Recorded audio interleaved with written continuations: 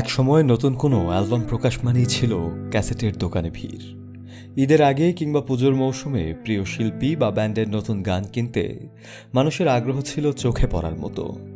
Tape রেকর্ডারের বোতাম টিপে গান শোনা, পেন্সিল দিয়ে ক্যাসেটের ফিতা গুটিয়ে নেওয়া কিংবা প্রিয় গানের জন্য রেডিওতে অপেক্ষা করা, এসবই ছিল একটি প্রজন্মের দৈনন্দিন জীবনের অংশ। ডিজিটাল যুগের দ্রুতগতির বিনোদনের ভিড়ে সেই স্মৃতিগুলো যেন অনেকটাই হারিয়ে গিয়েছিল, কিন্তু সময় যেন আবারও এক অদ্ভুত বৃত্ত সম্পূর্ণ করেছে। একমাত্র স্মার্ট সিটি বসুন্ধরা, আধুনিকতায় এক ধাপ এগিয়ে। সম্প্রতি আন্তর্জাতিক সঙ্গীত শিল্পের বিভিন্ন পরিসংখ্যানে দেখা গেছে, দীর্ঘদিনের পতনের পর সিডি ও ক্যাসেট বিক্রিতে আবারও ধীরে ধীরে ঊর্ধ্বমুখী প্রবণতা তৈরি হয়েছে। যুক্তরাষ্ট্রের লুমিনেটের প্রকাশিত বার্ষিক প্রতিবেদনে সাম্প্রতিক বছরগুলোতে ফিজিক্যাল মিউজিক বিক্রির পুনরুত্থানের ইঙ্গিত মিলেছে। একই সঙ্গে recording industry association of America এক বিবৃতিতে জানিয়েছে, ক্যাসেট এখনও মোট বাজারের তুলনায় ছোট অংশ হলেও এর বিক্রি কয়েক বছর ধরে স্থিতিশীলভাবে বেড়ে চলেছে।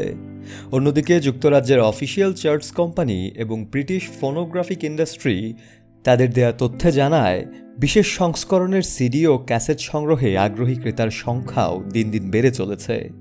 এ প্রবণতার পেছনে নস্টালজিয়া, সংগ্রহযোগ্য সংস্করণের প্রতি আকর্ষণ এবং শিল্পীদের সীমিত সংস্করণের অ্যালবাম প্রকাশকে বড় কারণ হিসেবে দেখছে আন্তর্জাতিক গণমাধ্যম বিবিসি, দ্য গার্ডিয়ান এবং এনপিআর। বিশেষজ্ঞদের মতে এটি শুধু গান শোনার মাধ্যমে পরিবর্তন নয়, বরং স্মৃতি ছুঁয়ে দেখার এক প্রচেষ্টা। আজকের স্ট্রিমিং প্ল্যাটফর্মে লাখো গান মুহূর্তেই পাওয়া যায়, কিন্তু একটি ক্যাসেট হাতে নেওয়ার অনুভূতি কিংবা অ্যালবামের কভার উল্টে শিল্পীর ছবি ও গানের কথা পড়ার অভিজ্ঞতা ডিজিটাল স্ক্রিনে কখনোই পাওয়া যাবে না। তাই অনেক তরুণও এখন কৌতূহল থেকে পুরনো ট্যাপ রেকর্ডার সংগ্রহ করছেন, আবার প্রবীণরা ফিরে পাচ্ছেন তাদের কৈশোরের সঙ্গীকে। সম্ভবত এ কারণেই প্রযুক্তি যত আধুনিক হচ্ছে, মানুষ ততই ফিরে তাকাচ্ছে স্পর্শ করা যায় এমন স্মৃতির দিকে। ক্যাসেটের ঘূর্ণায়মান ফিতা আজ আর শুধু একটি অডিও মাধ্যম নয়, এটি হয়ে উঠছে সময়ের একটি জীবন্ত প্রতীক, যে প্রতীক মনে করিয়ে দেয় কিছু অনুভূতি কখনোই পুরনো হয় না, বরং সময়ের সঙ্গে সঙ্গে সেগুলো আরও মূল্যবান হয়ে ওঠে। শফি আল মাওলা, কালের কণ্ঠ।